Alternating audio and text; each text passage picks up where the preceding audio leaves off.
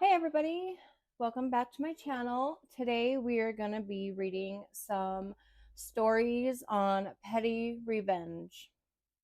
Honestly, I love petty revenge. Especially when you and your partner are so petty when you guys fight. I love it. It's the best.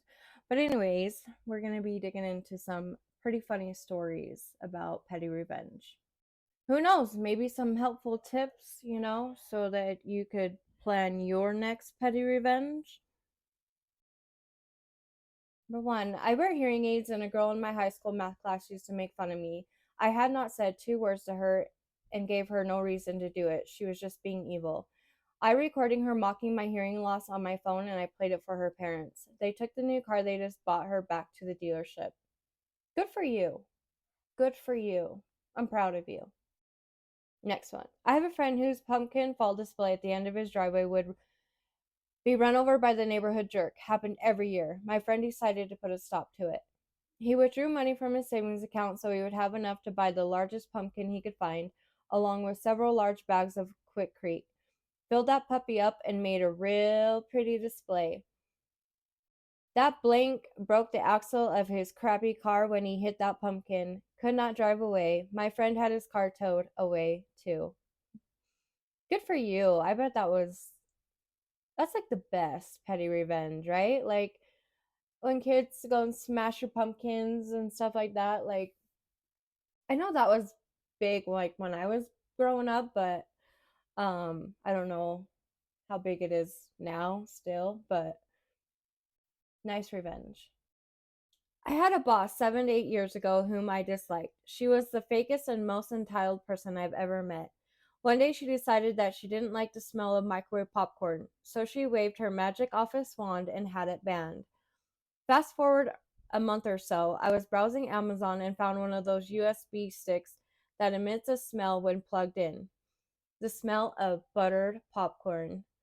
I bought it, plugged it into the back of her computer, and she had the sweet smell of Pop Secret in her office for 6 freaking months. She complained almost every day. It was the sweetest revenge I've ever tasted. Good for you. Good for you. We don't like those entitled people. I found out my then boyfriend was cheating on me, and he threw my dog across the room. We were discussing what he had done. I moved out immediately. Good for you. More for hurting my dog than anything. So, as I was moving out, I took his entire popcorn collection and microwaved them one by one. Only takes 3 seconds each. Took me about an hour to go through them all. I put them back in the case, then back where they belonged. Not sure if the microwave was still usable. Did not really care. He was also a manager at a restaurant and would bring home tons of food. They had really nice coolers that the food came in, so I called the GM and explained I had moved out and that I wanted to return the boxes. He lost his job. Then I was getting collection calls for him. Gave him the new girl's work and personal number so they could find him. Don't mess with my dogs. Good for you. And how dare you take it out on that poor dog? Because you were cheating? Do you imagine? I bet he really misses his porn collection. I wonder, did they meld or did it not play? I need more info. Not me, but for my wife. When we were younger and kind of on hard times, she took a pretty shady job at a local factory. The first 2 weeks she was there, she had her lunch stolen at least 5 or 6 times, even open drinks. I was pretty pissed. A lot of times I would grill for her or make her lunch, and she was going hungry.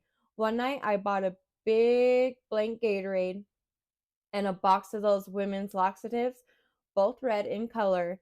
Couldn't tell the two were mixed, but we found out who the thief was because he had explosive diarrhea. That's so funny. I can't ever think of things like this, but you guys are giving me some good ideas. I moved to America to be with this guy. Let's call him Richard. Richard happened to work at the same big box store as my friend Jay. And one day when I came to meet Jay from work, a coworker innocently said, "Are you looking for Richard? He's staying with his girlfriend." Me. I'm his girlfriend. Now, another thing you should know about Richard is he bought his toothbrushes wholesale and lived in the grungiest apartment ever. I cleaned every inch of that bathroom, toilet included, with each and every one of those remaining toothbrushes, documenting every step with photographs. Then I rinsed them in the toilet and put them back in the box, and I packed my stuff and left. 10 years later, when I'd calculated he was on that last brush, I sent him the pictures. Oh my gosh. What was his reaction? I wonder. Could you imagine, like, when you think he's on his last one, that's when you send him a screenshot and all those toothbrushes? Oh my gosh, I would puke. My little brother and his girlfriend came to stay at my house for the weekend, and the girlfriend was super self centered and obnoxious. When they left, she forgot her clothes and toiletries because she left them sprawled all over my bathroom. About a week later, she and my brother moved into an apartment together. After he paid for the moving truck, deposit, and utilities, she cheated on him with her ex and kicked him out of the apartment. This left him broke, homeless, and heartbroken. In the days after the breakup, she kept calling and emailing him several times per day, demanding that he ask me to ship her clothes and toiletries back to her. I mean, it's really important. It's my North Face. My brother called and pleaded with me to ship them to her, or she would stop having a reason to contact him. Being the loving sister that I am, I gathered up the really important North Face sweatshirt, shorts, underwear, shampoo, conditioner, soap, and razor. I folded everything nicely.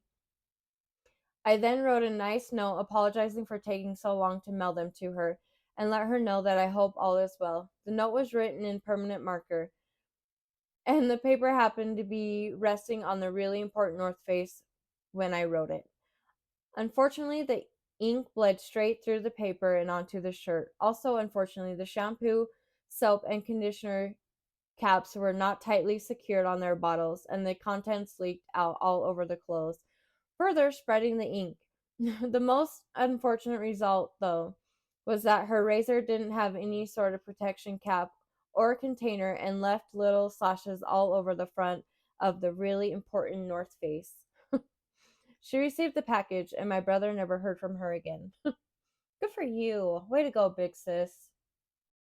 My friend Sprite kept getting stolen even though she wrote her name all over the can. Finally, after the fifth time it happened, she got a habanero, cut it open, and rubbed it all over the top of the can and left it in the fridge. We found out who the thief was when that afternoon we hear the office drama queen shriek in her cubicle and run to the water cooler. She never stole anything again. Good for you.